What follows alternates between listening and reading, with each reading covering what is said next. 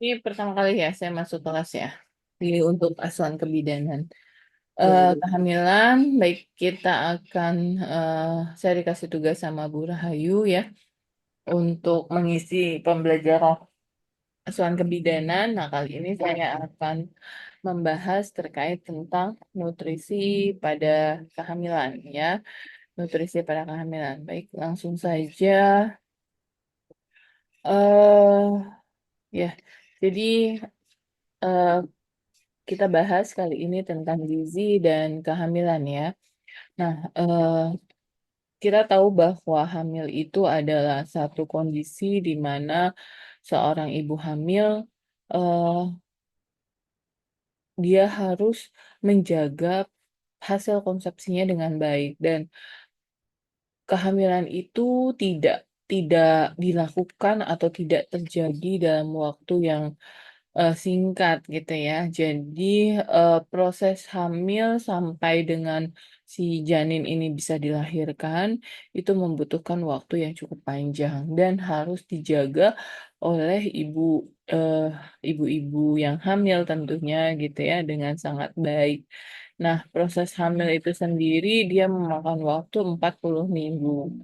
Nah, selama di dalam kandungan, janin ini tergantung kepada ibu.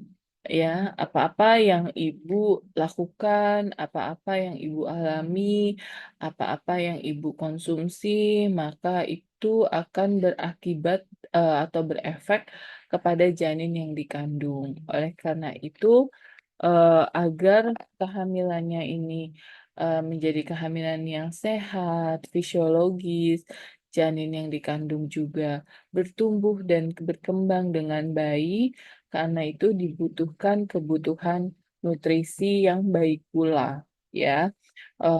Siapa yang harus memenuhi? Ya, tentunya ibu tersebut yang harus memenuhi nutrisi yang baik itu, gitu. Nggak mungkin yang lain. Kalau keluarga yang lain, suami mungkin lebih ke support sistemnya saja, gitu ya. Nah, untuk dikatakan dia hamil, maka kita tentunya harus tahu dengan tanda-tanda pasti kehamilan. Dan untuk mengetahui salah satunya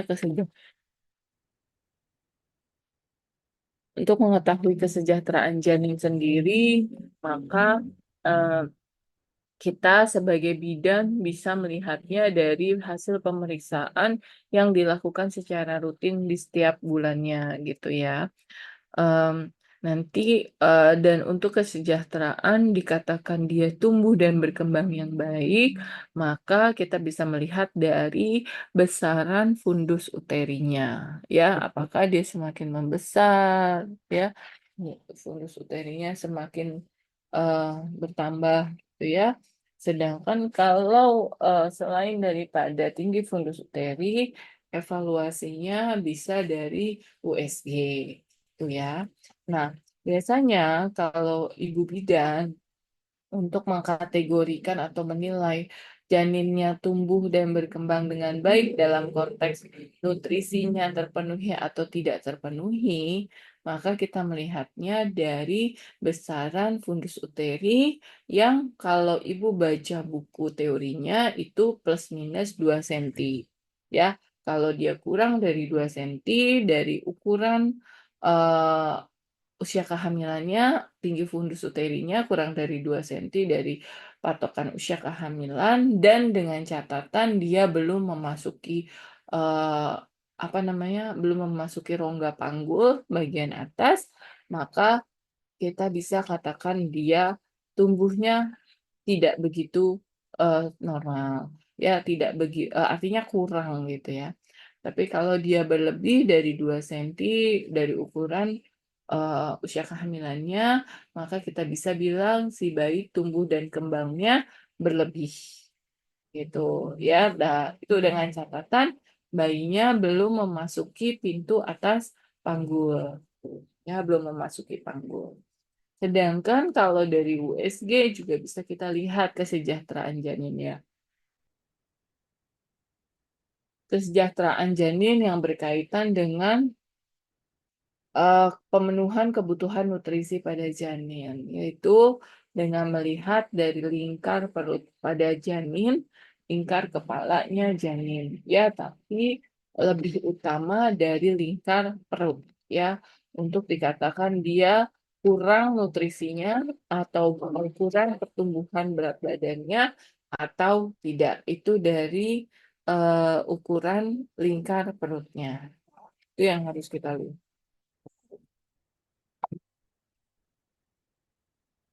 Nah, pertambahan berat badan ibu selama hamil tentunya akan berkorelasi dengan penambahan berat badan janin. Ya, jadi BB sebelum konsepsi dan penambahan berat badan selama hamil merupakan indikator untuk memperkirakan laju pertumbuhan janin dan berat badan janin berkorelasi positif dengan penambahan berat badan total selama hamil, ya. Jadi semakin ibunya, harusnya ya idealnya, semakin ibunya bertambah berat badannya, maka harusnya taksiran berat janinnya juga menjadi bertambah, ya. Nah, di sini dari American College of Obstetric and Gynecology, artinya perkumpulan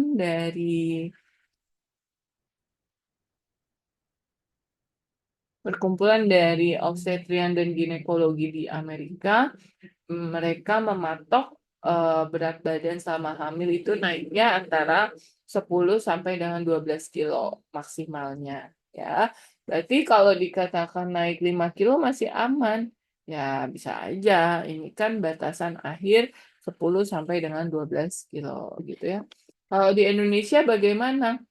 Kalau di Indonesia, karena kita punya beragam kondisi gitu ya, ada yang memang kondisinya eh, di perkotaan, di pedesaan gitu ya, dengan tipikal konsumsinya itu juga berbeda-beda.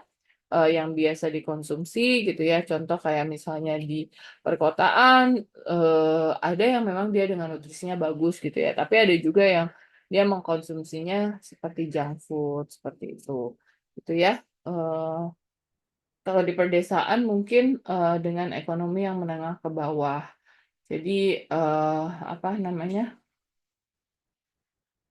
Dengan ekonomi menengah ke bawah. Jadi bisa aja penambahan berat badannya tidak terlalu signifikan. Nah, kalau berdasarkan kondisi yang normal, maka laju penambahan berat badan pada trimester 1 kurang lebih sekitar 1 sampai 2 kilo.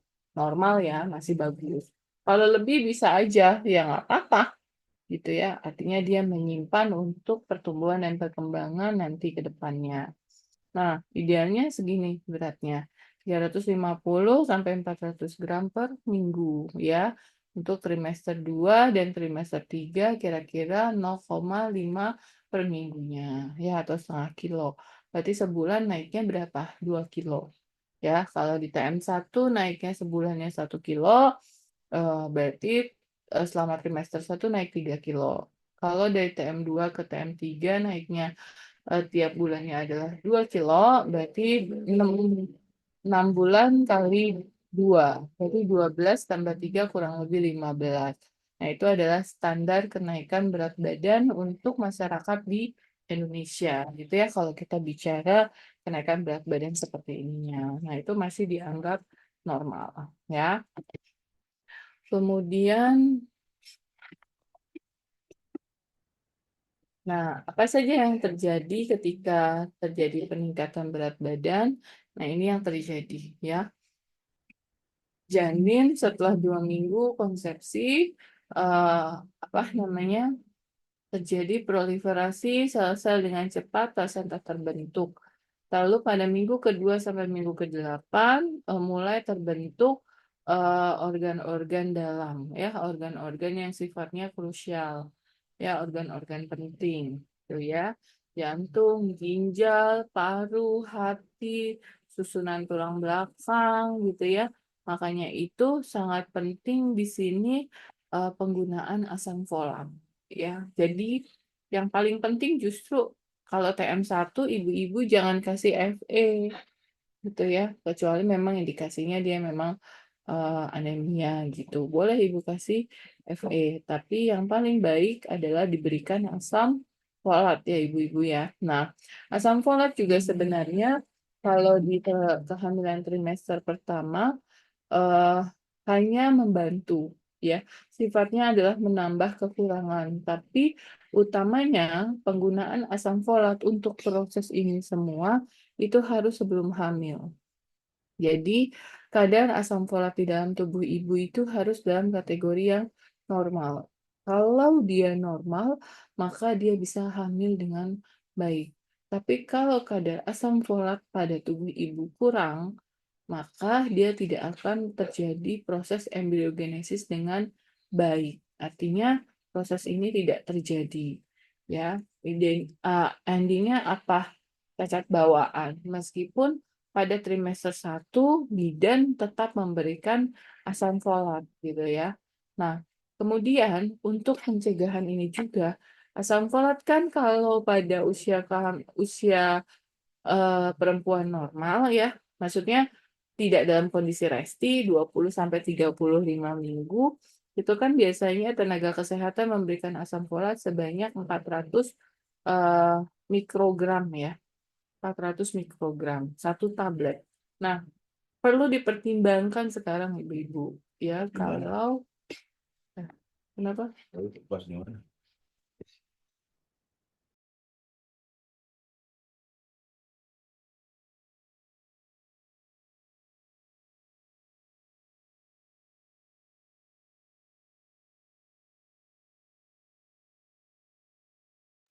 Lanjut ya.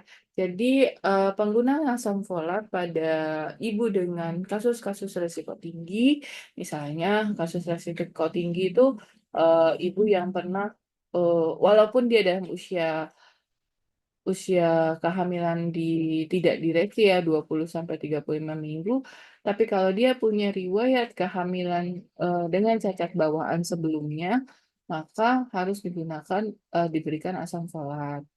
Terus atau dia dengan usia kurang dari 20 atau lebih dari 40, lebih dari 35 maka juga harus diberikan asam folat.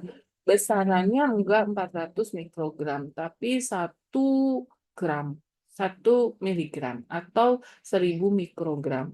Jadi kalau ibu-ibu punya tablet asam folat yang murni, asam folat itu isinya 400 mikrogram, maka sekali minum itu harus 4 ya. Jadi 1200. It's okay berlebih, nggak apa-apa ya. Jadi harus itu Bu, nggak boleh enggak. Karena kalau enggak, eh, janinnya nggak akan survive. Kalau dia cacatnya terlalu severe, atau parah, maka bisa terjadi keguguran. Tapi kalau dia tidak severe, eh, atau dia severe atau parah, em, tapi dia bisa hidup, maka dia bisa hidup dengan cacat. Gitu ya. Contoh misalnya ya banyak kayak palatoskisis, genatoskisis, atau eh, kondisi cacat bawaan lain, pinna bifida seperti itu. Nah, itu adalah kondisi jika terjadi kekurangan asam folat pada ibu hamil gitu ya. Nah, kalau mau, ibu bisa merekomendasikan penggunaan asam folat dengan merek dagang yang di dalamnya sudah terdapat 1 miligram asam folat. Kalau pakai merek ya kayak Folamil, begitu lah yang seperti itu atau merek dagang lain tinggal dilihat komposisinya saja. Kemudian dimulai minggu ke-8 sampai dengan lahir terjadi proses pertumbuhan yang sangat cepat ya. Kemudian terbentuk cadangan pada ibu untuk persiapan kelahiran dan produksi ASI. Terjadi proses hiperplasi dan hipertrofi sel. Suplemen nutrisi sangat penting, terutama dalam bentuk energi dan protein. Buat apa? Buat pertumbuhan dan perkembangan dari sel-sel janin. Karena kan dia akan membentuk otot, memperpanjang tulang, tulangnya ditambah panjang seperti itu gitu ya. Dan semuanya ini prosesnya membutuhkan nutrisi yang cukup besar gitu ya. Nah, ibu-ibu bisa lihat di sini, ini adalah tabel dari penambahan berat badan janin pada ibu hamil, gitu ya. Penambahan berat janin pada ibu hamil. Nah, ibu bisa lihat di sini 8 sampai 9 minggu atau maksimal di 12 minggu kehamilan, maka kenaikan berat badan ibu idealnya hanya 1 gram, 1 kilogram gitu ya, rata-rata sih. Kalau lebih boleh, boleh-boleh aja. Kalau nggak naik bisa-bisa aja gitu ya. Karena memang kenaikan dari bayinya atau janinnya juga belum terlalu signifikan. Nah, ini beratnya masih berkisaran maksimal di 15 gram karena masih sangat kecil sekali. Ukurannya juga masih sekitar 6 cm gitu. Jadi 6 cm ya segini kecil ya. Dan belum ada perabaan apapun gitu ya. Paling balotemen kalau ibu merasakan.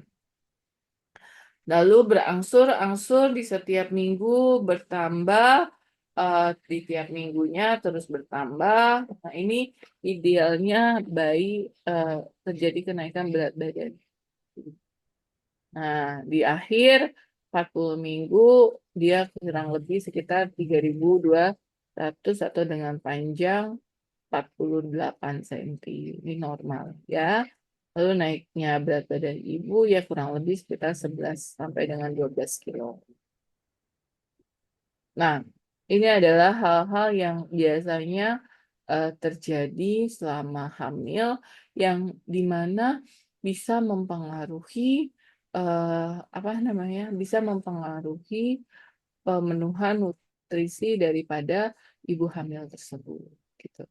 Ya, tentunya kita sama-sama tahu di trimester 1 rata-rata setiap ibu mengalami mual muntah gitu ya, mual muntah atau yang kita sebut dengan morning sickness. Kenapa? Ya, karena mual muntah itu sebenarnya pengaruh hormon. Iya, tapi bukan hormonnya yang menyebabkan muntah atau hormonnya yang menyebabkan mual. Tapi hormon yang muncul di dalam tubuh ibu yaitu estrogen dan terutamanya adalah progesteron ini meningkatkan kadar asam lambung di dalam lambung atau HCl-nya meningkat gitu ya. Jumlah HCl-nya meningkat. Nah, dengan peningkatan jumlah HCl, maka dia menimbulkan rasa mual ya pada ibu gitu ya. Nah, sedangkan eh, sehingganya kadang-kadang kalau eh, ibunya merasa mual sehingga sulit makanan itu untuk masuk. Nah, dengan sulitnya makanan masuk, kemudian HCl-nya meningkat gitu ya. Akhirnya yang terjadi adalah ibu tidak nafsu makan atau ibu malah tidak mau makan.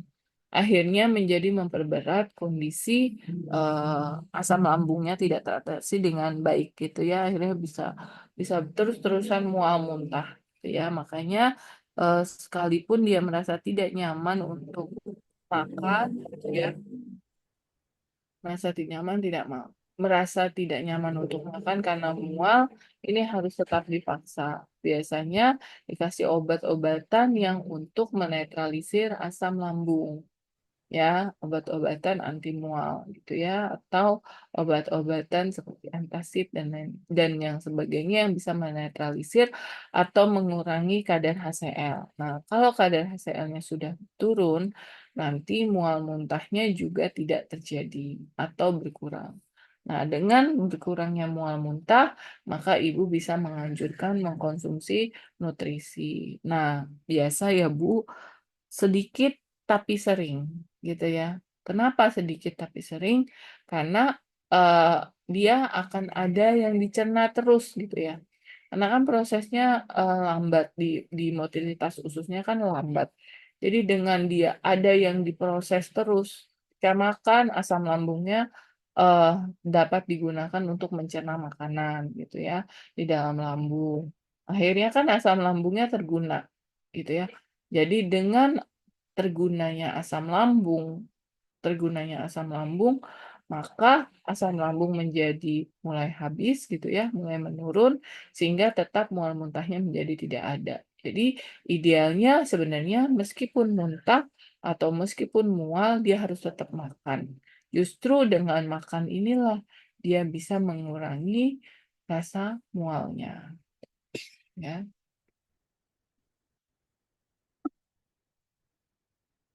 Ya, ini bisa baca selain daripada apa tadi makan sedikit tapi sering, ibu juga boleh menghindari makanan yang merangsang terlebih dahulu. Yang apa yang merangsang, yang pedas, yang asam, gitu ya. Walaupun kadang-kadang justru enakan makan asam-asam gitu. Nah, justru jangan. Malah memperberat kondisi di lambungnya. Gitu ya. Jadi tidak disarankan untuk mengkonsumsi makanan yang merangsang, yang asam, yang pedas, tuh ya, berlemak, terlalu banyak bumbu atau banyak minyak gitu ya. Itu nggak nggak direkomendasikan. Lalu masalah lain yang berhubungan dengan nutrisi adalah konstipasi. Konstipasi juga bisa disebabkan karena motilitas usus yang melambat, ya sehingganya apa namanya perjalanan makanan dari usus halus ke usus besar, dari usus besar ke arah rektum itu menjadi lambat. Kalau dari perjalanannya menjadi lambat, maka akan banyak air yang diserap. Kalau banyak air yang diserap, maka sisa makanan akan menjadi lebih padat. Kalau sisa makanannya menjadi lebih padat, maka dia akan terjadi penumpukan di rektum. Lalu rektum ketika proses pengeluaran feses gitu ya akan menjadi sulit. Kenapa? Karena ukurannya besar dan padat. Jadi BAB-nya jadi keras. Akhirnya yang terjadi adalah konstipasi. Sarannya apa? Mengkonsumsi banyak cairan dan makanan berserat atau buah-buahan yang banyak mengandung air. Itu saran yang bisa kita lakukan. Heartburn, ya, ini biasa.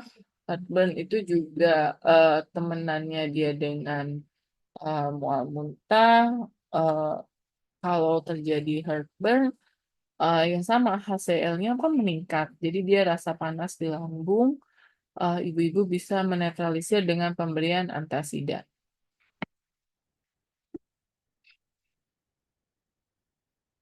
Oke, keracunan makanan ini saya mau skip saja, tidak begitu eh, apa namanya berpengaruh sama kehamilan. Oke, kita masuk pada kondisi anemia. Anemia ini sering sekali terjadi pada ibu hamil, ya. Nah, ibu hamil sering sekali terjadi anemia. Oleh karena itu, disarankan untuk mengkonsumsi tablet Fe dan asam folat selama kehamilan. Ya. Selain itu, anemia ini juga bisa dikatakan kondisinya yang fisiologis karena terjadi proses hemodilusi pada ibu, ya, pengenceran darah pada ibu sehingga kadar anemia menjadi berkurang karena cairannya menjadi lebih banyak, gitu ya. Jadi kadarnya menjadi berkurang. Oleh karena itu diwajibkan pada ibu hamil untuk mengkonsumsi tablet Fe untuk memenuhi kebutuhan jumlah eh, hemoglobin dalam tubuh, gitu ya. Sehingga kadar Hb-nya menjadi meningkat. Masuk pada faktor risiko dalam kehamilan, di mana berat badan sebelum hamil dan berat badan selama hamil kenaikannya tidak sesuai. Ini sangat beresiko. Jadi maksudnya apa? Eh, Misalnya berat badan. Jadi sebenarnya kenaikan berat badan juga itu tergantung dari IMT tubuh ibu gitu ya. Jadi kita tidak bisa mematok kenaikan berat badan itu harus sama dalam semua wanita, tapi berdasarkan dari IMT. Contoh ibu yang dengan obesitas dia nggak bisa naik berat badannya banyak-banyak eh, dibandingkan dengan ibu yang dengan berat badannya normal gitu. Ya, nah seperti itu. Kok bau angus ya? Bentar ya Bu, kenapa bau angus?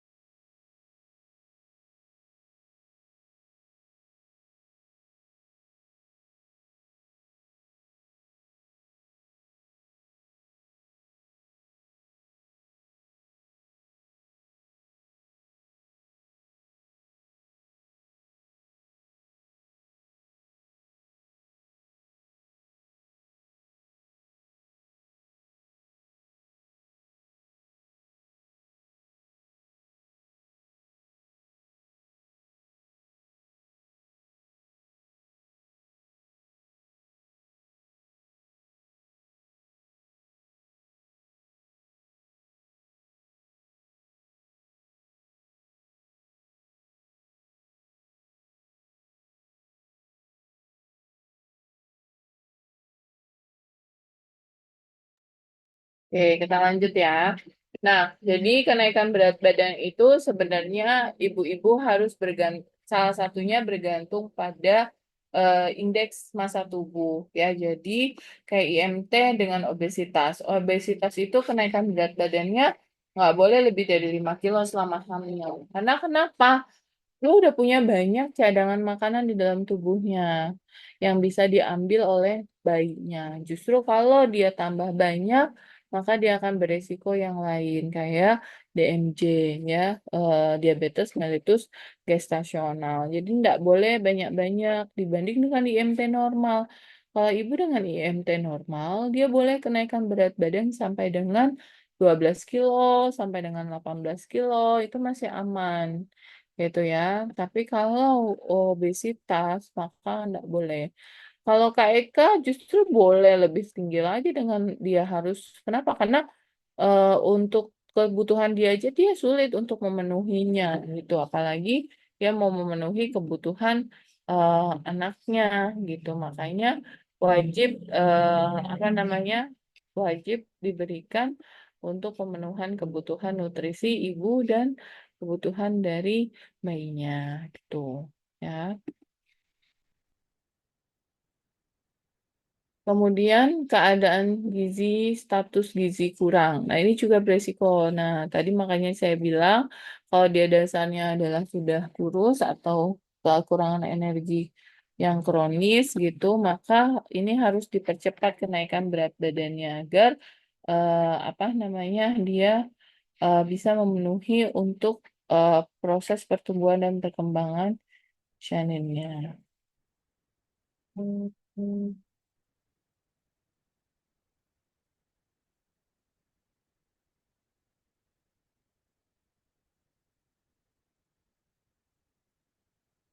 Sosial ekonomi, ya, kemiskinan, tidak adanya bantuan keluarga, pendidikan yang rendah, dan ketersediaan makanan yang terbatas. Nah, ini lebih kepada kondisi sosial ekonominya rendah gitu ya. Bisa saja dia tidak memenuhi semua kebutuhan nutrisi yang diperlukan. Lalu kebiasaan hidup, merokok, minuman alkohol, penggunaan obat-obat terlarang ya. Jadi ini bisa mempengaruhi kondisi janinnya. Lalu usia ibu yang kurang dari 20 tahun atau lebih dari 35 tahun. Ya, lalu jumlah multipara, jarak kelahiran yang dekat, serta akan menyulitkan proses kelahiran. Nah, ini yang saya bilang kalau dia dalam kondisi yang faktor resiko tinggi, maka ini juga akan berpengaruh kepada sistem uteroplasenternya. Ya, akan jadi banyak masalah-masalahnya. Ibu menderita hipertensi, diabetes mellitus, penyakit kronis seperti gagal ginjal, jantung, hipertensi, kelainan genetik, dan lain-lain. Ya, ini juga bisa mempengaruhi penyerapan nutrisi ke bayinya. Nah, masuk pada kebutuhan gizi pada ibu ya. Jadi kehamilan itu prosesnya akan meningkatkan metabolisme ya. Sehingga dengan meningkatnya metabolisme pada tubuh ibu, maka kebutuhan energi atau zat yang lainnya pun akan meningkat. Tuh. Nah, peningkatan energi dan zat gizi tersebut untuk pertumbuhan dan perkembangan janin, penambahan besarnya organ kandungan, perubahan komposisi dan metabolisme daripada tubuh ibu itu sendiri. Tuh ya. Jadi sehingganya dengan metabolisme yang tinggi, maka kita butuh nutrisi yang lebih banyak. Buat apa? Buat pembakaran, buat energi, gitu ya. Nah, ini akan berbeda juga sama dengan itu yang kalau dia bekerjanya lebih ekstra gitu ya, kayak misalnya dia buruh pabrik gitu kan yang kerjanya terus-terusan berdiri, bekerja tanpa henti selama 8 jam gitu kan. Nah, dibanding dengan pekerjaan yang sifatnya administratif, yang dia cuma duduk, ngetik gitu ya, atau dia duduk mikir gitu. Nah, itu akan berbeda kebutuhan energinya, ya, karena orang yang dengan bekerja dengan tenaga itu lebih akan banyak mengeluarkan metabolisme. Eh, dengan banyak mengeluarkan metabolisme, berarti dia akan banyak mengeluarkan energi pula sehingganya dibutuhkan nutrisi yang lebih banyak. Itu korelasinya. Kekurangan zat gizi tertentu saat hamil dapat menyebabkan janin tubuh tidak sempurna. Seperti yang tadi, contohnya kekurangan asam folat. Nah, ini adalah kebutuhan energi pada ibu hamil selama kehamilan. Dia rata-rata kurang lebih perlu tambahnya 80.000 kalori. Atau bisa kita rata-ratakan antara 280 sampai dengan 300 kalori per hari. Tuh. Di luar kebutuhan kalori pada ibu tersebut gitu ya. Misalnya kayak kita orang dewasa kebutuhan kalorinya adalah 2.200 rata-rata atau 1.800 sampai 2.200. Nah, ini apa namanya? Ditambah 300 kalorinya. Jadi totalnya adalah 2.500 kalori per hari gitu. Ini yang dibutuhkan sama ibu hamil. Kemudian atau dari AKG angka kecukupan gizi pada Asosiasi Gizi di Indonesia dia menyatakan bahwa di trimester 1 cukup 180 kalori saja penambahannya. Sedangkan pada trimester 2 dan 3 membutuhkan sekitar 300 kalori.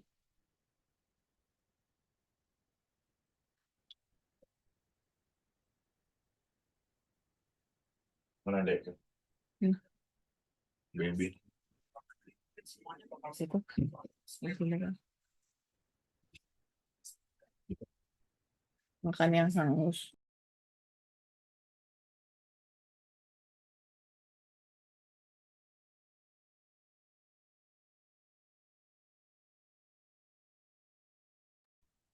Oke. Tidak termasuk penambahan akibat perubahan temperatur ruangan, kegiatan fisik, atau pertumbuhan. Yang tadi saya bilang, ya, ada kondisi-kondisi tertentu yang dia membutuhkan nutrisi lebih banyak. Oke.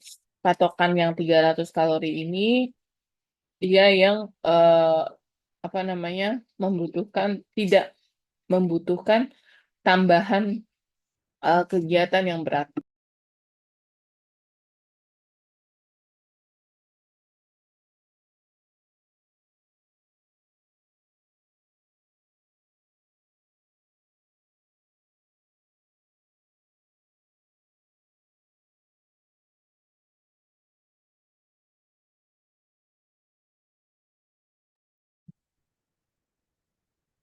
Kebutuhan protein meningkat mencapai 68% daripada sebelum hamil. Nah, ini penting ya, Bu ya. Protein itu untuk hamil ya.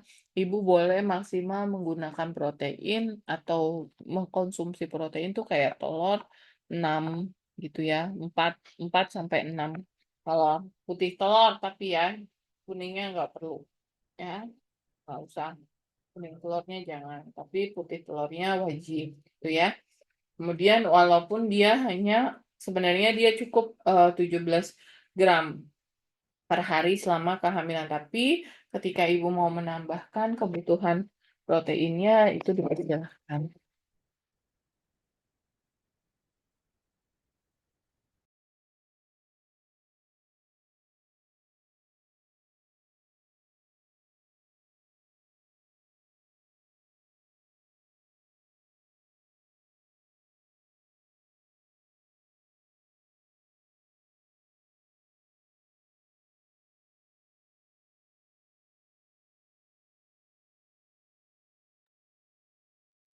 Sedangkan, oke, lanjut. Di Indonesia AKG 2004 penambahan protein 17 gram per hari sama kehamilan dan sumber protein sebaiknya dari 2/3 eh, bagian pangan yang bernilai biologi tinggi, seperti daging, ikan, telur, dan hasil olahannya. Jadi intinya dari protein hewani ya. Nah, kalau yang nabati dia masih cukup rendah sih. Nggak begitu signifikan kalau ibu menambahkan untuk protein nabati. Jadi lebih baik berasal dari protein hewani. Nah, ini adalah kebutuhan zat besi pada ibu lahir, ibu bersalin, ibu hamil, ya. Jadi kebutuhan Fe kalau ibu butuh rata-rata sebenarnya sekitar 60 miligram, ya. Tuh.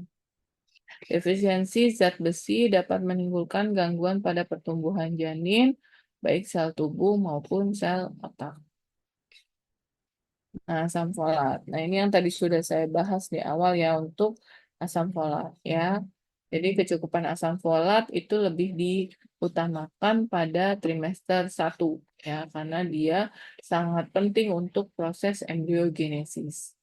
Ya, kalau kekurangan asam folat di trimester pertama, maka dia akan terjadi kekurangan atau defisiensi asam folat. Nah, defisiensi asam folat sendiri banyak eh, banyak akibatnya ya. Yang utama adalah kelainan pada cacat bawaan atau kelainan pada sistem tubuh janinnya, terutama yang berhubungan dengan syaraf ya, kelainan syaraf ya, atau kita bisa bilang kelainan kongenital tadi. Nah, di sini saya tulis untuk yang defisiensi asam folat itu bisa terjadi NTD ya atau neural tube defect ya atau kerusakan atau ada defek pada sistem susunan tulang belakang. Kemudian hal lain yang bisa terjadi kalau kekurangan asam folat contohnya adalah terjadi spina bifida.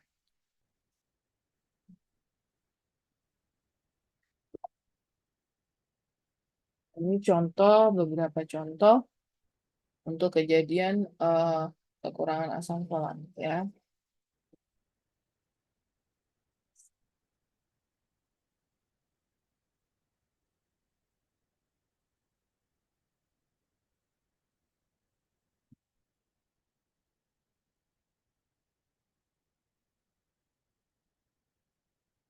Lanjut, setelah asam folat, kebutuhan berikutnya adalah yodium. Ya, ibu sangat membutuhkan yodium untuk pertumbuhan dan perkembangan daripada janinnya. Ya, kalau pada saat hamil ibu tidak mengkonsumsi yodium dengan baik, gitu ya, dengan cukup, maka yang terjadi adalah eh, hipotiroidism. Kalau hipotiroidism nanti akan berhubungan dengan kecerdasan, lalu pertumbuhan dan perkembangan daripada janinnya. Nanti kalau udah besar, bayinya bisa terjadi kreatinisme atau cebol gitu ya, pendek ya. Seperti itu. Nah, ini contoh kalau dia kekurangan yodium. Gondongan, kemudian dia kerdil seperti ini, tulang pahanya pendek. Kemudian kalsium, ya kalsium juga dibutuhkan ya Bu, jangan sampai tidak dikasih kalsium. Nah, kalsium ini apa namanya penting untuk pertumbuhan sebenarnya lebih kepada mengganti kebutuhan kalsium yang ada di ibu janin. Karena pada saat hamil nih kan janin mengambil kalsium dari tubuh atau dari tulang belakang ibunya. Jadi dengan mengkonsumsi kalsium itu untuk mengganti apa yang sudah diambil oleh anaknya gitu ya. Nah, selain itu kalsium juga pemberiannya dapat mencegah apa terjadinya preeklamsi. Nah, berapa banyak dikasihnya untuk termasuk mencegah preeklamsi? Nah, ini kan di sini tulisannya kebutuhannya adalah 400 miligram. Tapi kan satuan kalsium itu 500 miligram. Ya, eh, nggak apa-apa sih kalau ibu mau kasih satu tablet per hari, tapi untuk sebagai salah satu pencegahan preeklamsi, maka ibu harus memberikannya 3 kali eh, satu tablet per hari. Jadi sebanyak 3 tablet per harinya, ya.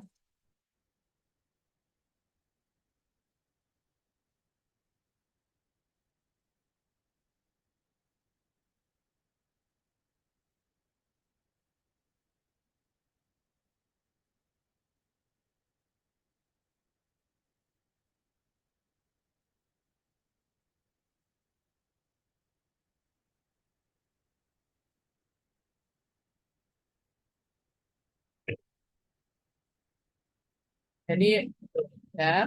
Nah, berikutnya adalah zinc.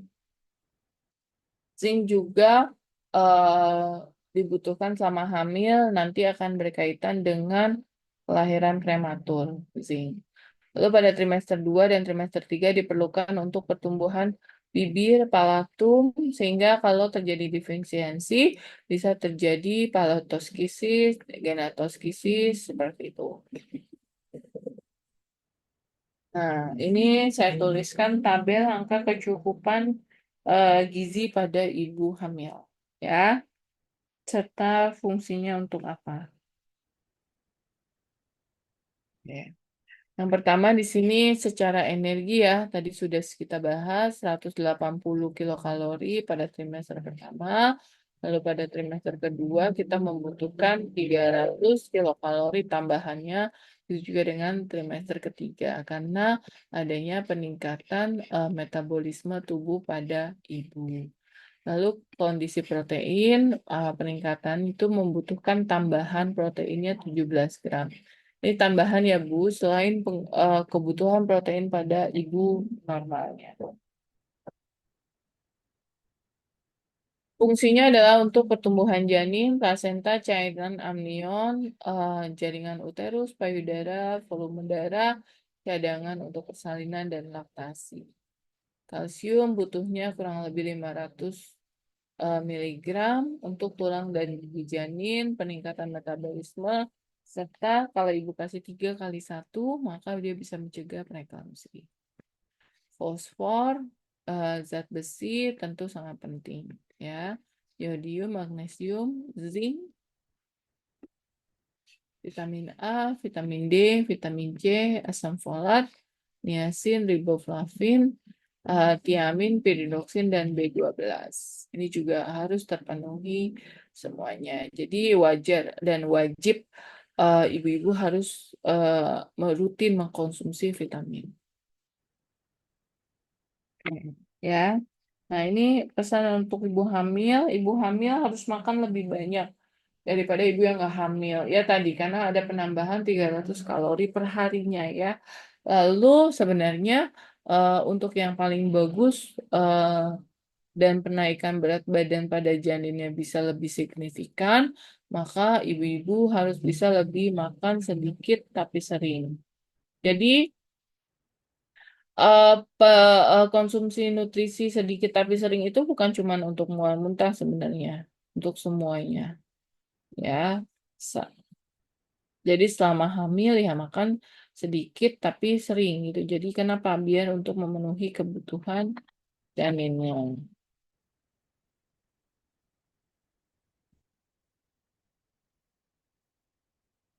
Kemudian untuk mencegah anemis selama hamil banyak makan eh, makanan yang bersumber dari zat besi.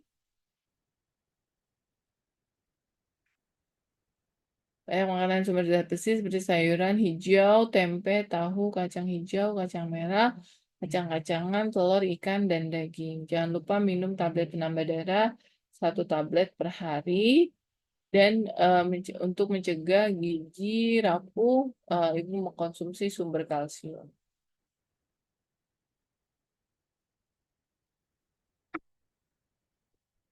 Makanan beraneka ragam, makanan dalam jumlah yang cukup. Bila nafsu makan berkurang, makanlah makanan yang segar seperti buah-buahan, sari buah, sayur bening, dan lain-lain. Hindari pantangan terhadap makanan karena merugikan kesehatan ibu, kecuali alergi ya ibu-ibu ya. Kalau alergi, ibu nggak perlu konsumsi. Nggak perlu dipaksa. Nanti ibu mengirim, apa namanya, menurunkan alergi sama anaknya. Jadi kalau ada makanan yang alergi, nggak perlu ibu, apa namanya, makan. Ya. Hindari merokok dan minum minuman keras karena dapat membahayakan keselamatan ibu dan janin dan periksa kehamilan secara. Nah, kenapa tidak boleh mengkonsumsi rokok? Nah, ini ya, bayinya bisa mengalami fetal alcohol syndrome. Contohnya bayi kecil, cacat mental, kelainan fisik, terutama kepala, wajah, tangan, dan kaki, jantung, dan susunan saraf pusat. Lalu resiko keguguran tinggi, BBLR, lahir mati, komplikasi kehamilan dan persalinan itu sendiri, serta kelainan dalam pertumbuhan dan perkembangan. Jadi riwayat apa namanya efeknya sangat banyak. Jadi sebaiknya tidak mengkonsumsi alkohol. Ini contoh-contoh wajah anak-anak yang mengalami fetal alcohol syndrome.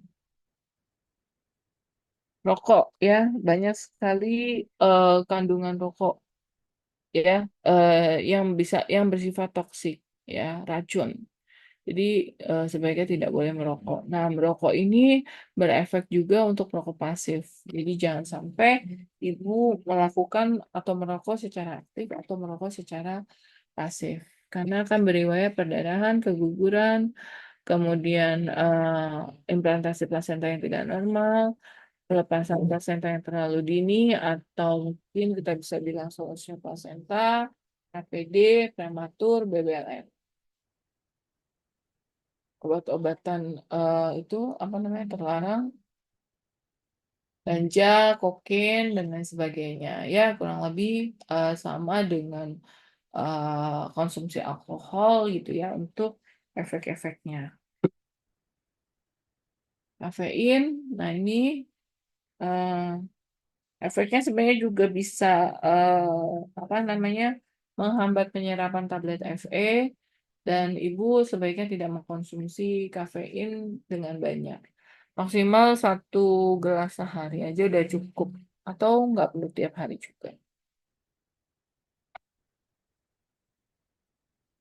Dampak kurang gizi pada ibu hamil itu sendiri adalah bisa meningkatkan risiko dan komplikasi seperti anemia, perdarahan, berat badan tidak bertambah dengan normal dan terkena penyakit infeksi. Janinnya, gangguan tumbuh kembang pada janin, yang dapat menimbulkan pengguguran, lahir mati, kematian, cacat bawaan, anemia, asfiksia, dan seterusnya. Ini efek anemia pada ibu hamil ya, tadi udah saya bahas juga. Nah, ini adalah menu ibu hamil ya. Jadi apa aja sih sebenarnya lebih kepada isi piringku ya ibu-ibu, jangan lupa isi piringku untuk menu ibu hamilnya. Isi piringku itu apa? Sepertiga eh, apa namanya? Sepertiga karbo, sepertiga protein, terus ada sayuran dan vitamin serta buah-buahan. Nah, itu aja materi kaitannya dengan kehamilan.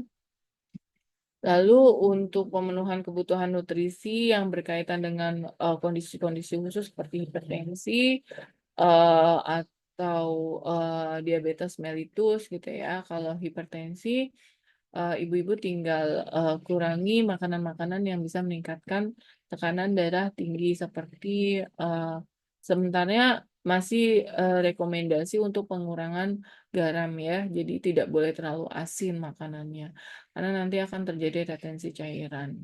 Tuh, terus makanan-makanan yang memicu tekanan darah tinggi yang seperti berlemak gitu ya, yang banyak mengandung kolesterol. Kalau DM, ibu-ibu harus konsumsi mengurangi karbohidrat kompleks sebenarnya kalau DM ya, baik itu DMG atau memang itu DM yang sudah dibawa semula dari sebelum hamil gitu ya. Jadi lebih kepada pengurangan karbohidrat kompleks saja. eh, Mengganti dengan karbohidrat yang lebih simpel kayak beras-beras yang shiratake, beras porang kayak gitu-gitu atau beras merah gitu ya. Lalu mengurangi makanan seperti tepung-tepungan yang mengandung tepung kayak gitu itu dikurangin, kayak gorengan itu dikurangin. Ganti lebih baik ganti dengan protein saja ya. Itu, nah kalau ibu-ibu yang mengalami, bayinya mengalami PJT, maka anjurannya adalah makan sedikit tapi sering.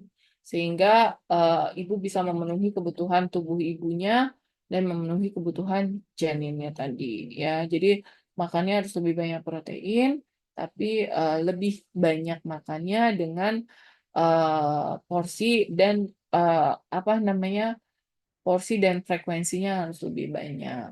Tuh. Itu mungkin ibu-ibu tambahannya. Silakan kalau ada yang ingin ditanyakan. Ibu boleh Assalamualaikum, Bu. bertanya? Eh, Ya, oke, silakan. Siapa dulu? Bu Ibu Okta. Ya, silakan Bu Okta. boleh izin bertanya? Kebetulan kan di sini ada kasus palatoskisis ya, Bu. Nah, di situ topiknya menarik tentang kan ya, Bu, tentang seng. Di situ kebutuhan seng itu pada ibu hamil itu biasanya pada trimester keberapa ya, Bu? Nah, mungkin ini kasus ya ini yang ada nih apa yang di palatoskisis ini mungkin dia kekurangan seng atau apa padahal selama kehamilan dia rutin ke posyandu terus asam folat juga terpenuhi, Fe juga terpenuhi. Jadi mungkin apakah pasien tersebut kekurangan seng makanya bisa terjadi palato. Mungkin itu Bu. Baik, yang pertama Ibu harus lihat dulu karena palatoskisis, genatoskisis itu salah satu penyakit bawaan yang diturunkan. Itu dulu yang pertama Ibu harus cari informasi. Apakah ada keluarga yang mengalami palatoskisis atau genatoskisis atau labioskisis. Jadi itu dulu yang diwawancaranya ya. Ada enggak? Nah, kalau seandainya tidak ada yang keluarga mengalami kondisi skisis gitu, maka ditanya pada saat hamil bagaimana konsumsi asam folatnya itu ya. Jadi eh, sebenarnya sebenarnya gini Bu, ini pengalaman pribadi saya ya. Jadi eh, saya ini kan baru saja melahirkan. Sebelum saya melahirkan yang ini, saya hamil tapi mengalami keguguran gitu ya. Jadi first time saya, ini berarti hamil saya yang sebelumnya ya. Eh, saya pada saat saya tahu hamil itu di usia kehamilan 9 minggu, Bu. Jadi saya udah telat 2 bulan, baru saya periksa ke dokter, baru saya tes pack. Jadi seperti karena kegiatannya banyak gitu ya, jadi nggak begitu sadar kalau ternyata saya udah 2 bulan nggak haid gitu ya. Pikir saya karena sudah pengaruh usia gitu ya, ini mungkin ada pengaruh hormon dan lain sebagainya. Akhirnya saya periksa tes pack ternyata positif. Nah, enggak lama 2 hari atau 3 hari itu saya pergilah ke dokter untuk cek kehamilan saya. Ternyata hamilnya dikatakan hamilnya bagus gitu ya. Lalu dokternya bilang gini, Ibu ini baru tahu hamil. Iya, usia sudah resti. Waktu hamil minum asam folat nggak? Gitu. Dokternya bilang gitu, Bu. Terus saya bilang, enggak dok, gitu. Maksudnya minum, tapi saya tidak terlalu rutin, gitu ya. Karena eh, ya pokoknya intinya gitu, saya minum asam folat tapi nggak rutin. Nah, yang udah beberapa bulan terakhir ini justru saya tidak mengkonsumsi asam folat. Nah, sekarang saya minum asam folatnya berapa banyak dok? Lalu dokternya langsung bilang gini, "Eh, yang ibu udah minum berapa? Baru 400 miligram, mikrogram, saya bilang gitu.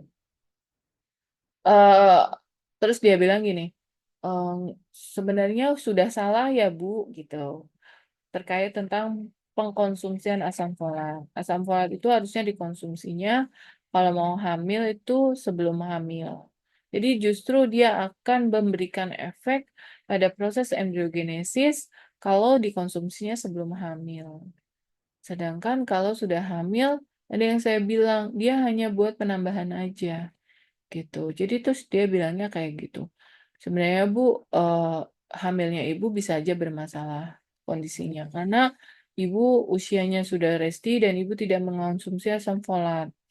Nah, sekarang Ibu konsumsi asam folat 400 gram, 400 mikro atau 1000 gram, 1000 mikro nggak begitu berpengaruh karena proses embriogenesisnya hampir selesai. Nah, karena kalau Ibu kekurangan, ya udah nggak bisa. Nah, akhirnya karena mendapat informasi yang seperti itu, saya pindah dokter dong Bu untuk second opinion, untuk ngecek kehamilan saya. Lalu ketika saya second opinion, malah justru yang terjadi adalah bayi saya sudah meninggal. Nah, kenapa meninggalnya? Karena tidak terbentuk pembuluh darah dari ibu ke mugidah, ke janinnya.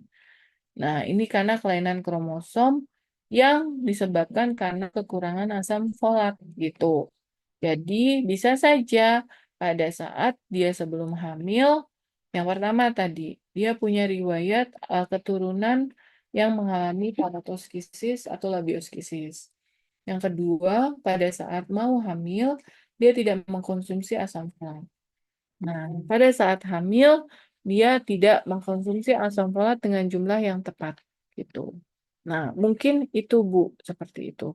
Nah, kedua, konsumsinya juga nggak banyak, vitaminnya tidak rutin. Nah, ini juga bisa terjadi, menyebabkan palatoskisis. Begitu ya, Ibu. Itu yang berkaitan dengan nutrisi. Yang terakhir adalah tentang kondisi genetik. Genetik atau penyusunan pada sistem kromosomnya. Itu mungkin pada saat proses transkripsi dan translasi, pada saat pembelahan proses embriogenesis kan ada pembelahan yang morula jadi blastula. Nah, itu kan ada terjadi proses transkripsi dan translasi sel. Nah, mungkin pada saat proses pembelahannya itu pembelahannya tidak sempurna sehingga ada kromosom yang cacat. Nah, kromosom yang cacat mungkin itulah yang membentuk eh, bibir, yang membentuk gusi gitu. Sehingganya karena kromosomnya cacat, dia tidak bisa terbentuk dengan baik gitu. Jadi penyebabnya bisa banyak. Itu ya Bu Okta, Iya, terima kasih, Bu. sama-sama. Ada lagi? Tadi Ibu lagi yang mau tanya siapa?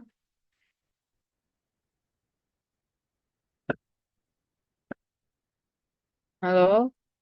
Ada lagi yang mau tanya? Izin Bu bertanya, Silakan. Ya, saya Anggiani Megawati. Izin bertanya, kan sering banget nih ditemukan ibu hamil yang memang pemenuhan nutrisinya cukup bagus, pokoknya bagus semuanya. Terus kenaikan berat badannya itu ya 15 kilo, 16 kiloan gitu, Bu. Tapi Mm-mm. kok kenapa ya begitu lahir tuh berat badan bayinya kurang dari normal atau BBLR seperti itu, Bu. Itu gimana ya, Bu? Makasih, Bu. Ya, sama-sama. Eh, yang perlu dikaji adalah pertama, pada saat apa? Pada saat hamil dia USG nggak? USG, Bu, tapi hasilnya itu eh, sering kali normal, nggak ada lilitan tali, bukan lilitan tali pusat. Jadi nggak ada apa tali pusat simpul, kayak gitu, gitu, Bu. Nggak ada Jadi tali pusat yang kecil, kayak gitu, Bu. ya, jadi gini Bu, kenapa terjadi perbedaan antara eh, ketika hasil eh, hamil, pemeriksaan pada saat hamil dengan pada saat lahir. Yang pertama, secara teori, taksiran berat janin itu adalah plus minus 10% dari berat yang taksiran. Jadi kayak misalnya berat badannya berapa? 3.000 apa TBJ-nya setelah dihitung 3.000 gitu ya. 3.000 gram. Itu akan plus minusnya 10%, Bu. Jadi berapa? Atau sampai dengan 500 gram. Jadi kalau dia TBJ-nya 3.000, berarti kemungkinan lahirnya adalah 2.500. Maksimal di 2.700. Ya, kekurangannya. Karena pasti itu ada. Atau bisa juga dia berlebih. Gitu ya, berlebih. Ya, Eh, tak sama, berlebihnya pun sama. Taksirannya 3.000, udah bisa aja dia lahir 3.300, 3.200. Saya rasa ibu juga sering menemukan hal seperti ini. Gitu. Itu wajar karena memang secara teori itu yang terjadi. Plus minusnya adalah 10% atau 500 gram. Yang kedua, pada saat USG, kenapa saya tanya saat USG? Yang USG itu tidak hanya dilihat dengan kondisi tali pusat. Ya, USG itu yang dilihat adalah lingkar perutnya yang paling signifikan untuk kenaikan berat badan janinnya. Itu ya. Nah, pengukuran lingkar perut juga sifatnya subjektif. Ya, ada yang memang dia pas lingkarannya, ada yang pengukurannya kurang pas. Gitu. Gitu ya. Jadi jadi lihat kenaikan berat badannya berapa. Nah, kalau dalam USG, maka kan tadi saya bilang, kalau di ibu bidan yang tidak melakukan USG, eh, kategori dikatakan normal atau tidak normalnya adalah plus minus 2 cm dari tinggi fundus uteri dengan ukuran usia kehamilan. Kalau dari USG, maka itu miss-nya adalah 14, lebih dari 11 hari. Jadi gini, kalau di USG, ketika kita mengukur BPD, lingkar perutnya, nah, atau ASI, kita lingkar perutnya kita ukur, nah nanti dia akan muncul tuh, Bu, usia kehamilan sama taksiran berat janin. Nah, misalnya dari HPHT berat badannya sorry, saya dari HPHT usia kehamilan 35 minggu. Tahu-tahu dari lingkar perutnya usia kehamilannya hanya 31 minggu. Berarti miss-nya berapa minggu? 4 minggu. PBJ-nya sekian. Nah, itu udah kita sebut dengan PJT. Kenapa? Karena harus lebihnya hanya kurang dari 11 hari. Jadi kayak misalnya usia kehamilannya berapa berdasarkan HPHT 35 minggu. Diukurlah lingkar perut. Berapa? 34 minggu 5 hari. Nah, berarti kan kekurangannya 2 hari untuk di 35. Nah, ini kategorinya normal. Berat badannya akan muncul tuh segitu. Nah, nanti kalau lahir apakah misalnya berat badannya 2.500, apakah lahirnya akan 2.500? Belum tentu, bisa kurang. Cenderung lebih banyak kurang. Kayak saya contoh nih, Bu. eh, terakhir ya, saya usia kehamilan yang benar-benar dilihat dan saya dijelaskan sama SPOG-nya gitu ya. Eh,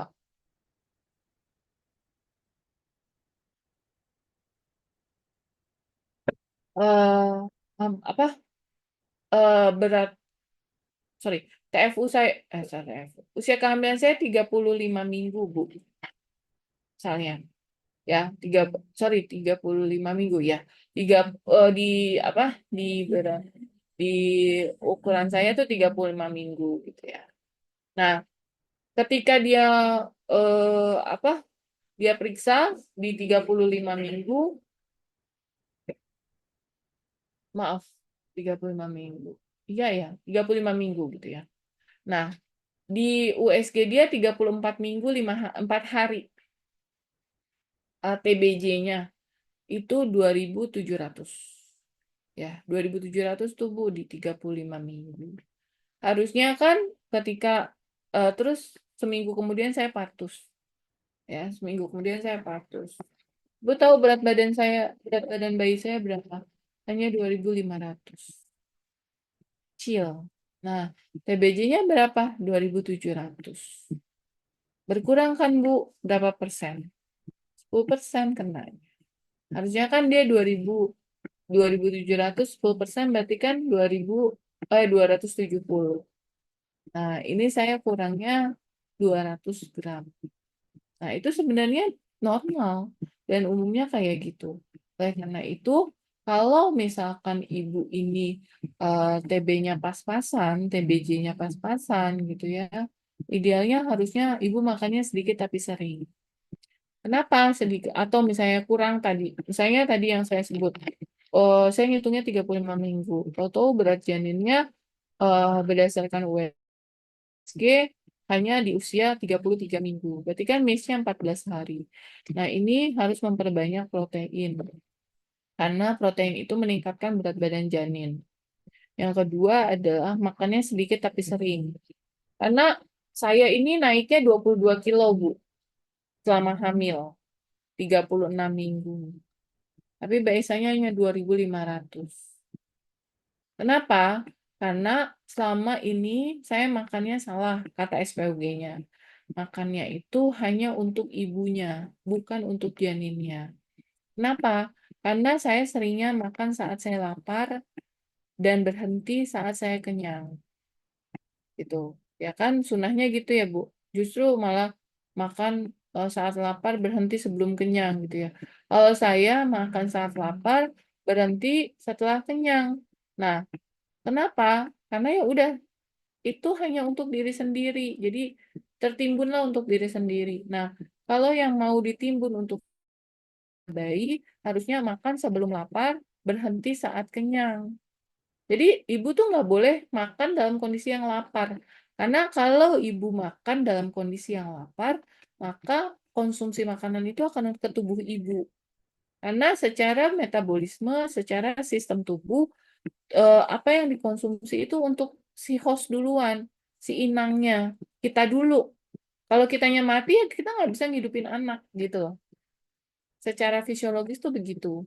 Nah, sekarang yang saya konsumsi hanya cukup untuk diri saya, nggak cukup untuk bayinya. Makanya berat badan saya bertambah, berat badan bayinya nggak bertambah. Akhirnya kan, akhirnya saya merubah pola makan saya, yaitu tadi makan sebelum lapar, berhenti saat kenyang, terus makan lagi terus-terusan gitu. Biar apa? Biar tubuh berpikir bahwa saya itu udah cukup gitu. Tapi ini masih banyak asupan makanan. Berarti ini yang untuk bayinya gitu. Jadi begitu Bu. Dan jam makannya ditambah.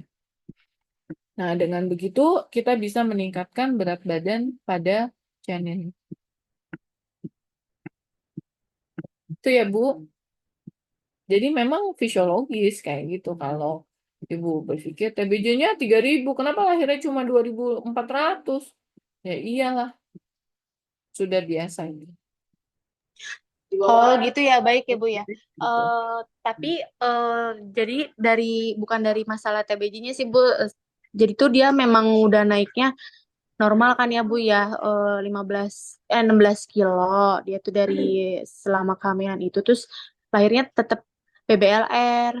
Nah tapi usia kehamilannya cukup, nutrisinya juga dia bagus juga selama makan.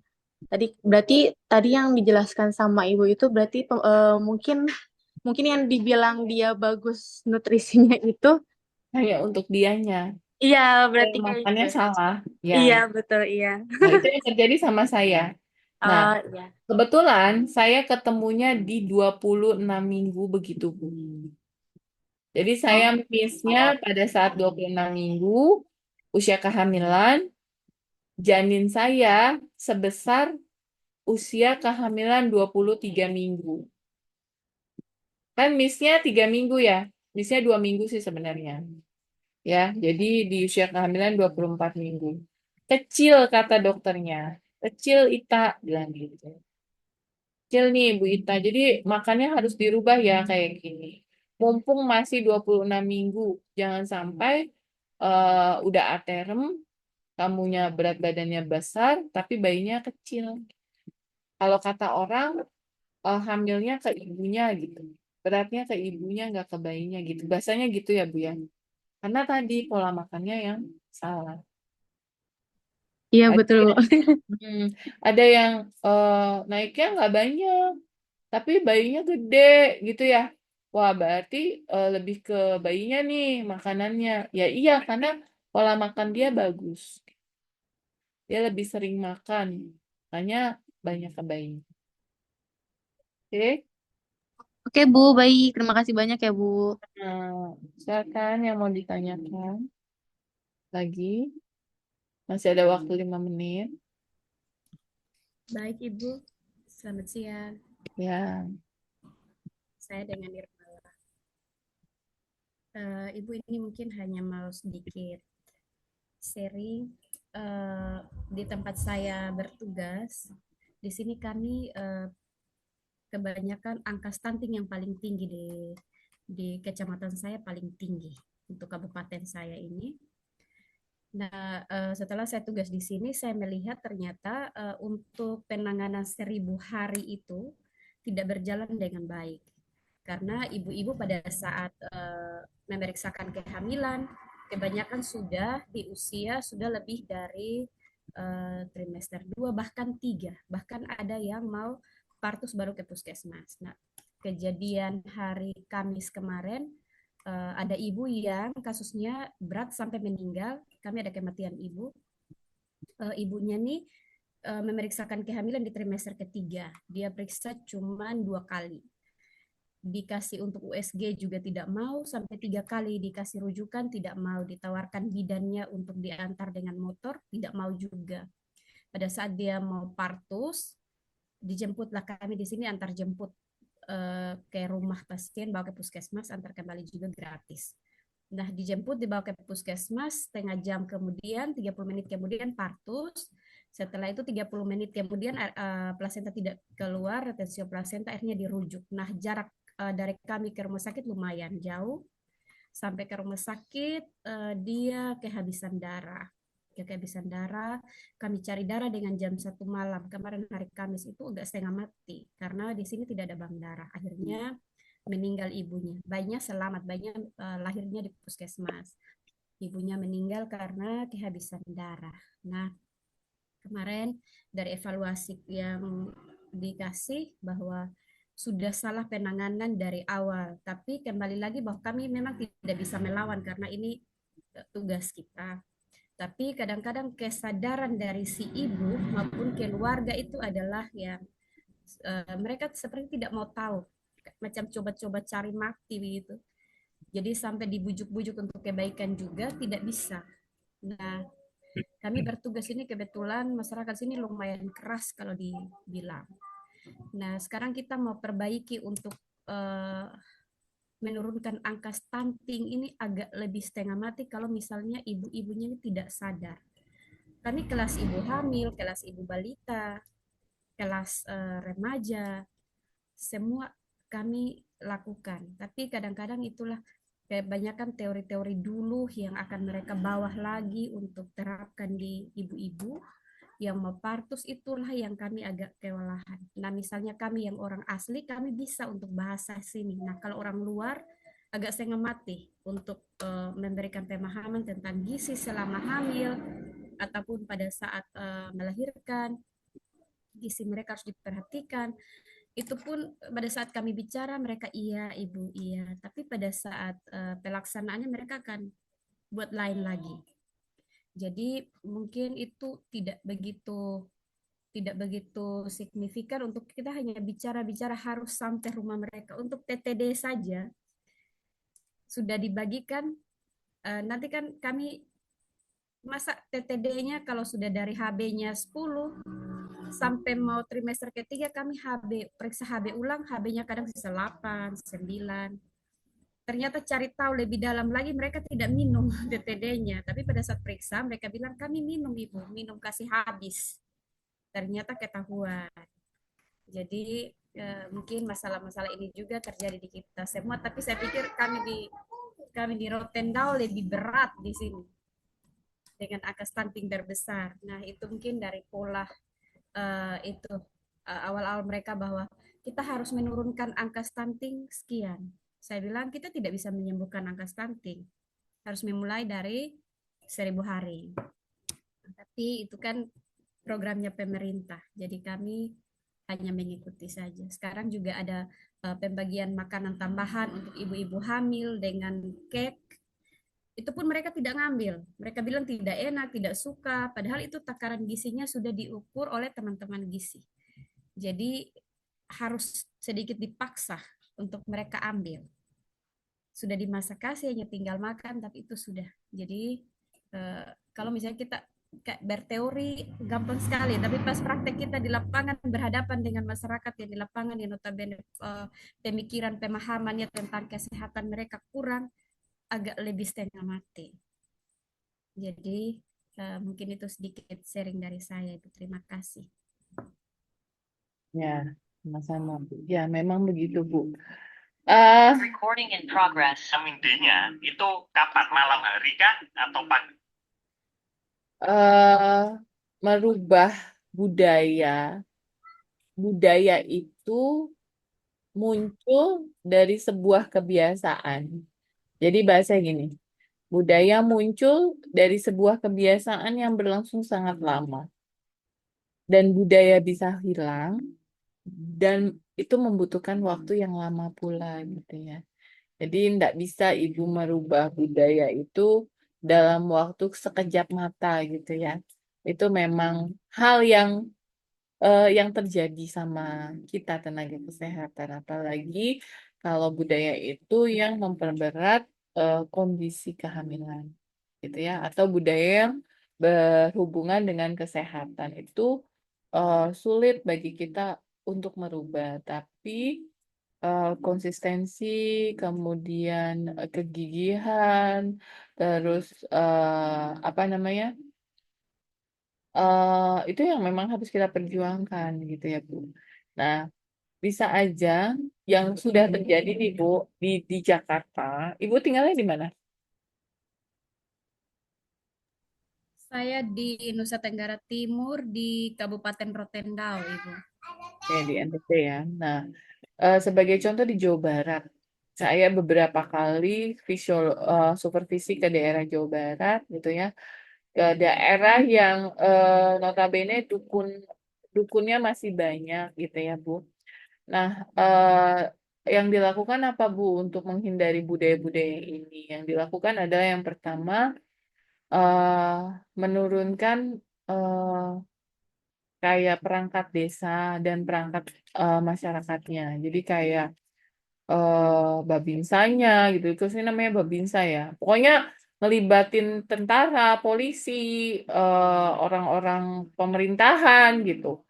Jadi setengah setengah mengancam dengan cara yang baik gitu loh, Bu. Gitu. Jadi diinformasikannya dengan cara yang baik, tapi ya itu harus dikuatkan sama mereka-mereka. Terus dukunnya itu diajak tanda tangan kesepakatan. bahwa dukunnya itu tidak akan lagi menolong persalinan atau melakukan apapun yang berhubungan dengan hamil, bersalin, dan nifas, tapi justru kalau ada ibu hamil itu melaporkan ke bidannya. Nah, itu yang udah terjadi gitu. Jadi dukun-dukunnya udah nggak pernah menolong apa-apa lagi gitu. Tapi justru dia yang apa menunjukkan bahwa ayo Bu Bidan, di sini di tempat saya ada yang lagi hamil sekian orang. Gitu nanti bidannya yang turun tuh. Jadi kita tidak ada lagi yang menunggu masyarakat itu datang ke kita, tapi justru kita meningkatkan partisipasi masyarakat. Tuh di situ. Ini sebelah sini. Tuh ampun. Cari deh. Itu ya. Jadi kita melibatkan peran masyarakat. Yang kedua, kita yang harus turun ke masyarakat. Jadi nggak ada ceritanya pasien itu datang ke kita awal-awalnya. Jadi kita yang datang ke mereka dengan bantuan para dukun-dukun itu. Jadi kita kerjasama gitu loh. Terus ada lagi kalau di Jakarta kita namanya Desa Wisma. Desa Wisma itu adalah membentuk 10 rumah dengan satu pemimpin. Jadi siapa pemimpin di 10 rumah itu gitu. Misalnya si A. Nah ini kita latih. Ibu harus ngeliatin rumah ibu dan 9 rumah lainnya. Kalau sampai ada yang hamil itu dikasih tahu sama saya. Gitu. Jadi bidannya yang langsung turun. Nanti dia kasih tahu, Bu, di sini ada ibu hamil ya, barusan ketahuan hamilnya. Oh iya. Kan dia nggak datang tuh ke kita. Kita yang datang ke dia untuk periksakan itu semua. Kita yang kalau emang dia butuh pemeriksaan lebih lanjut, kita yang bawa dia ke puskesmas. Kita yang bawa dia ke rumah sakit. Itu Bu. Kalau misalnya dia masih nggak mau, udah seperti itu, biasanya kita panggil tuh babinsanya. Nah, jadi kalau ada apa-apa sama ibu itu, bukan bidan yang salah. Kalau melakukan AMP, itu nggak lagi kita salah. Gitu. Justru Dinas Kesehatan akan membantu para bidan di desa ini untuk mencarikan solusi karena bidannya sudah sekuat ini usahanya gitu. Nah, itu yang terjadi tuh di Jakarta dan Jawa Barat yang saya sering supervisi dan itu berhasil, Bu. Tuh, ya. Walaupun penurunannya masih proses gitu, masih progres untuk kakinya. Nah, saya rasa mungkin bisa Ibu terapkan nanti di tempat Ibu gitu ya. Jadi kita yang jemput bola gitu ya. Daripada kita berhadapan dengan kematian, nanti lama-lama kita juga yang stres. Kalau kita yang udah stres, kita juga yang mati gitu. Ngadepin pasien dengan perdarahan terus kan stres, Bu. Lama-lama kita juga yang kejang gitu kan. Lebih baik kita cegah dari awal gitu. Jadi kita yang datangkan ke mereka. Kalau mereka nggak mau datang ke kita gitu. Termasuk saya di sini di rumah saya. Saya itu di Jakarta, tinggalnya di Jakarta Selatan. Orang-orang nggak ada yang tahu saya hamil sampai kadernya jalan karena ada dasawisma kan. Kadernya jalan satu hari. Ibu saya mau ngecek ibu, walaupun ibu bidan, tapi saya harus cek ya gitu. Mereka tahu saya bidan. Walaupun ibu bidan, tapi tetap aja saya harus cek ya Bu. Maaf ya, kata dia gitu. Ibu mau ngecek apa? Pakai IUD nggak Bu? Pakai ini. Semua saya di anamnesa gitu. Oh enggak, saya hamil, saya bilang gitu. Waduh, ada ibu hamil ternyata di tempat kita gitu. Ayo didata gitu sama Bu RW-nya, sama kadernya gitu. Waduh tuh ketahuan gitu. Kan ibarat kata sama dong Bu kayak saya nggak pernah periksa gitu kan. Karena nggak ada orang yang tahu kalau nggak ada orang yang tahu tuh saya nggak periksa kan juga jadinya nggak masalah, bener nggak Bu? Kan nggak beda juga sama ibu gitu. Jadi ya memang yang harus aktif masyarakat ya karena bidan kalau wilayah bidan desanya luas nggak mungkin dia keliling jagat raya setiap hari ya kan ya. Lelah, jadi butuh bantuan masyarakat. Itu ya Bu Nirmala ya. Jadi lebih mengaktifkan peran serta masyarakatnya aja ya, biar apa? Biar lebih baik. Oke? Lagi yang mau tanya? Kita ini udah lewat. Saya nggak tahu habis ini pelajaran siapa. Sementara kosong, Bu. sering atau setiap minum itu Kenapa? adalah bikin tubuh saat Anda minum Kenapa, Bu?